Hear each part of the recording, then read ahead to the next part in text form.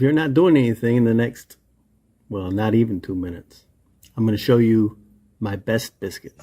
The first thing you're going to do, boom, throw all your dry ingredients together. Your flour, baking powder, baking soda, your salt, and a little bit of sugar if you so choose. You know, throw that all together in a bowl. Mix it up. Then we're going to put the butter in. You see I got this butter diced up.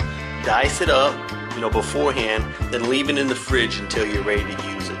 Cut it into your flour. You know, it'll end up being about pea size. Then throw your buttermilk in there. Leave it in the fridge until you're ready for it. You know, that way you got cold buttermilk and your cold butter.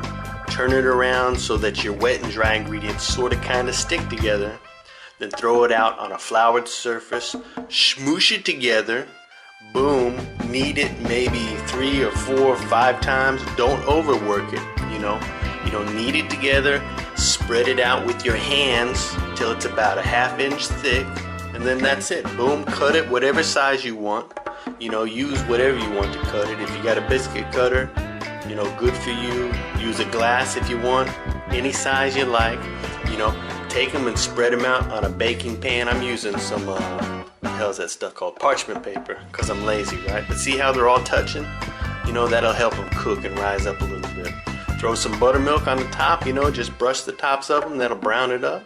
In the oven for 15 minutes at 425 degrees, and boom, there you have it. Delicioso buttermilk biscuits. Good for your soul, not so good for your waistline, but nobody's perfect.